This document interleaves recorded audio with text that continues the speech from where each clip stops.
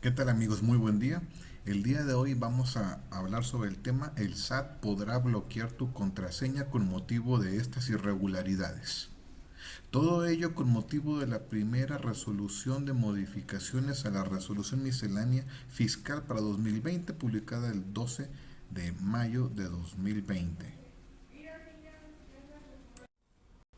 Ok, para el propósito de este estudio vamos a abordar el análisis de la regla 2.2.1 titulado Valor probatorio de la contraseña y que en mi opinión se le debe haber agregado en el título y sus causales de cancelación de esta contraseña. La regla inicia diciendo que para efectos del artículo 17D del Código Fiscal de la Federación, la contraseña se considera una firma electrónica que funciona como mecanismo de acceso a los servicios que brinda el SAT a través de medios electrónicos, conformada por la clave del RFC del contribuyente, así como por una contraseña que dicho contribuyente elige y la cual puede cambiarse a través de las opciones que el SAT disponga para tales efectos por medios electrónicos. En la mencionada regla, en su segundo párrafo, nos dice que el SAT puede requerir información y documentación adicional a la que hayas presentado en tu trámite. ¿Para qué? Para poder determinar de manera fehaciente la identidad, domicilio y en general la situación fiscal del solicitante de contraseña, de sus representantes legales, socios o accionistas, para lo cual te tiene que entregar un acuse de requerimiento de información adicional relacionada con su situación fiscal.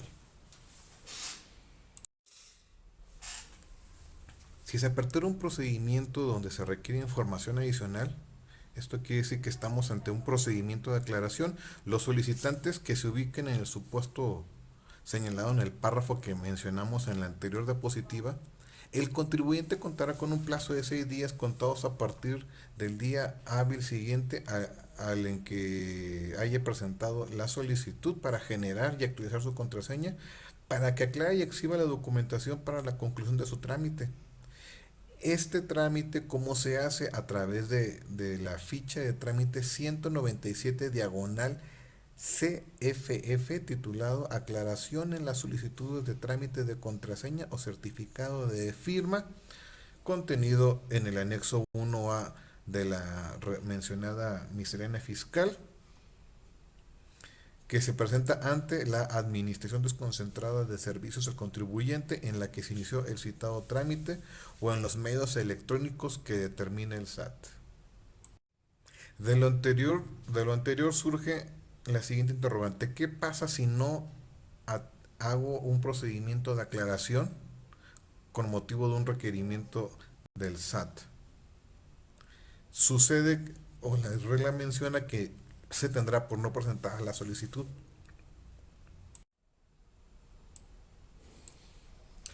¿Qué documentos debe adjuntar el contribuyente a su caso de aclaración?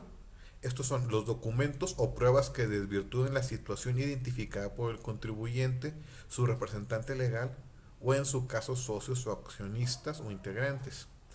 Hay que aclarar que la lista de documentos o pruebas que debe de adjuntar el contribuyente son documentos, después pruebas, como cuáles. A mí se me ocurre la inspección ocular, verificación de domicilio, ¿sale? Puede haber más, deja abierto ahí este sintagma o este enunciado, deja abierto que nos podemos valer de otras pruebas para hacer la aclaración correspondiente. Nuestros amigos o colegas nos han preguntado, oye, ¿en qué tiempo debe ser resuelta esta aclaración o procedimiento? ¿Cómo se da a conocer la respuesta recaída a esta aclaración? Tenemos que la Administración Desconcentrada de Servicios al Contribuyente resolverá la aclaración en un plazo de 10 días contados a partir del día hábil siguiente a aquel en que se recibió la misma. Para conocer la respuesta, la regla dice que el solicitante acudirá a la Administración Desconcentrada de Servicios al Contribuyente en la que presentó su trámite de aclaración.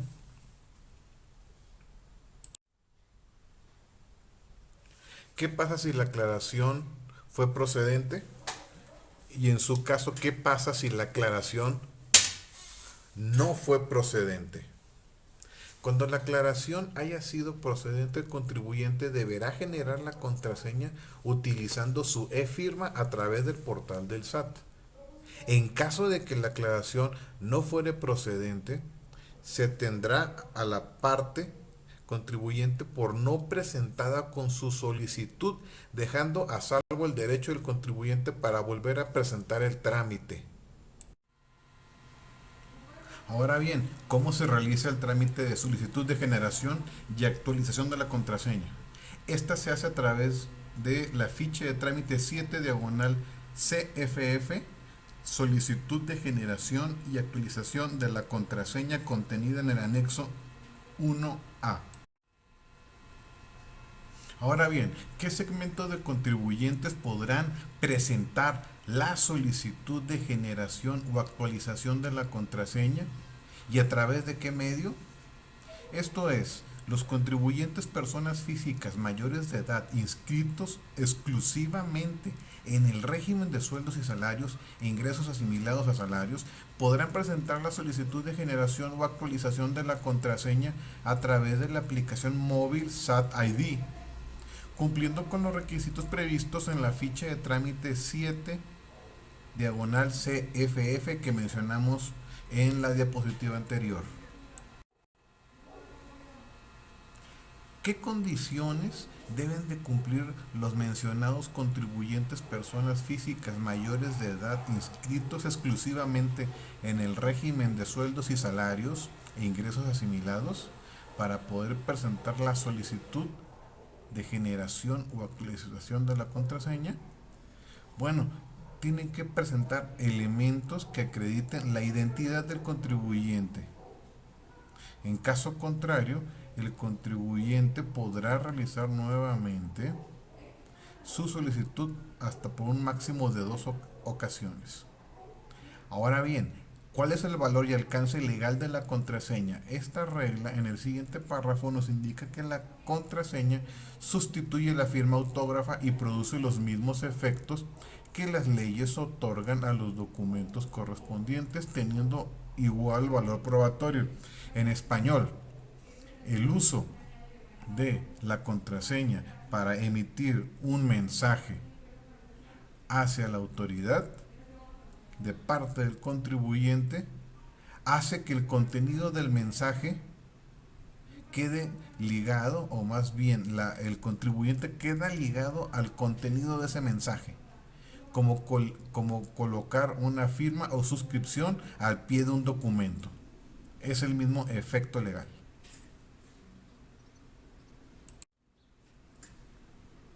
Ahora bien, la parte que nos llama la atención, vamos a ver en qué casos procede el bloqueo de la contraseña. En el primer apartado o primer bloque nos dice que en caso de que la contraseña no registra actividad por un periodo de 4 años consecutivos, el SAT podrá bloquearla por inactividad, por lo que el contribuyente deberá realizar nuevamente su trámite de generación. En el segundo apartado o segundo bloque, ¿por qué amerita que se bloquee la contraseña del contribuyente? Dice, para efectos del artículo 17H, fracciones 3, 4 y 5 del Código Fiscal, cuando a través de los avisos presentados ante el RFC se acredite el fallecimiento de la persona física titular del certificado o bien la cancelación del RFC por liquidación, escisión o fusión de sociedades. La autoridad fiscal considerará que con dichos avisos también se presenta la solicitud para dejar inactiva la contraseña. Para mejor comprensión de las fracciones 3, 4 y 5 del artículo 17H del Código Fiscal, estas son: cuando fallezca la persona física titular del certificado; 2, cuando se disuelvan, liquiden o extingan las sociedades, asociaciones y demás personas morales; y 3, cuando la sociedad escindente o la sociedad fusionada desaparezca con motivo de la escisión, fusión respectivamente. Ok, ahora tenemos el tercer apartado o tercer bloque, en donde se consignan las causales de bloqueo de contraseña. Aquí es cuando la autoridad ubica o identifica que el contribuyente está en los supuestos o hipótesis previstos por el artículo 17H bis del citado código. Podrá restringir temporalmente la contraseña hasta que el contribuyente aclare o desvirtúe dicho supuesto. De lo contrario, se podrá bloquear el certificado.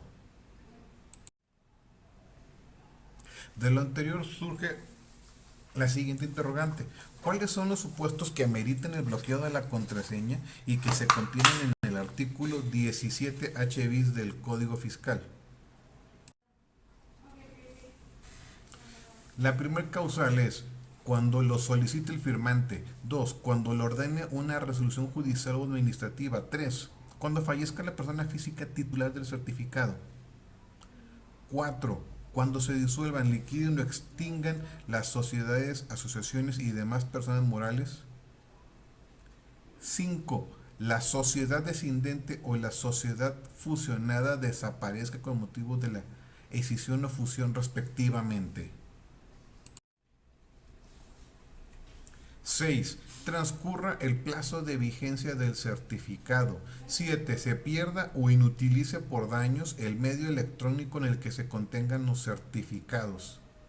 8. Se compruebe que al momento de su expedición el certificado no cumplió los requisitos legales, situación que no afectará los derechos de terceros de buena fe. En este apartado es muy importante que cuando se expida un comprobante fiscal, cuando se haga una operación y resulte que el certificado de sello digital no cumple con los requisitos legales, esta situación no debe de afectar a los derechos de terceros de buena fe. Ojalá que esto se dé en la práctica.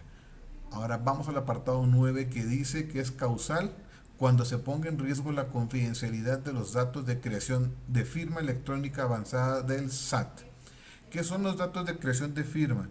Son los datos que identifican a la persona y ligan a esta con los contenidos del citado medio electrónico.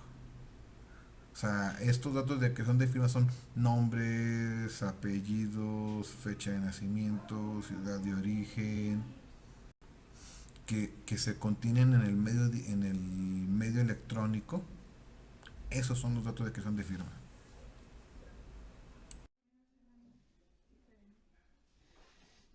Es causal de bloqueo de contraseña que se detecte que los contribuyentes en un ejercicio fiscal y estando obligados a ello omitan presentar la declaración anual transcurrido un mes posterior a la fecha en que se encontraba obligado a hacerlo, o de dos o más declaraciones provisionales o definitivas consecutivas o no consecutivas. Asimismo, es causal de bloqueo de contraseña que durante el procedimiento administrativo de ejecución no localizan al contribuyente o éste desaparezca. Así también es causal de bloqueo de la citada contraseña que en el ejercicio de facultades detecten que el contribuyente no puede ser localizado en su domicilio fiscal, desaparezca durante el procedimiento de facultades, desocupe su domicilio fiscal sin presentar el aviso de cambio correspondiente, se ignore su domicilio o bien dentro de dicho ejercicio de facultades se tenga conocimiento de que los comprobantes fiscales emitidos se utilizaron para amparar operaciones inexistentes, simuladas o ilícitas. Cabe aclarar que desocupar el domicilio fiscal sin presentar aviso de cambio ante el padrón de contribuyentes constituye un delito fiscal previsto en el artículo 110, fracción 5 de Código Fiscal. 10. Es causal de que los contribuyentes en un ejercicio omitan presentar su declaración anual o sus pagos provisionales o definitivos o no presenten dos o más declaraciones consecutivas o no consecutivas, como medida cautelar la autoridad podrá cancelar la contraseña. Número 11 tenemos, durante el procedimiento de ejecución no localizan al contribuyente o este desaparezca, también van a aplicar esta medida. En el número 12 tenemos que durante el ejercicio de facultades la autoridad detecta que el contribuyente no puede ser localizado en su domicilio fiscal, desaparezca durante el procedimiento, desocupe su domicilio fiscal sin presentar aviso de cambio correspondiente, se ignore su domicilio o bien dentro de dicho ejercicio de facultades se tenga conocimiento que los comprobantes fiscales emitidos se utilizaron para amparar operaciones inexistentes, simuladas o ilícitas.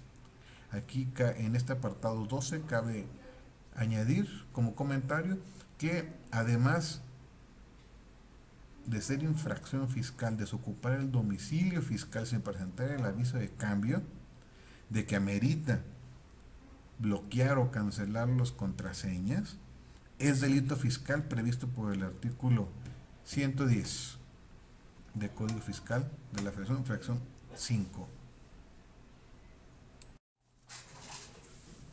13. Cuando la autoridad detecta que el contribuyente que emite comprobantes fiscales no desvirtuó la presunción de inexistencia de operaciones amparadas en tales comprobantes, o sea, un EFO, y que por tanto se encuentra definitivamente en dicha situación, en términos del artículo 69b, cuarto párrafo del Código Fiscal.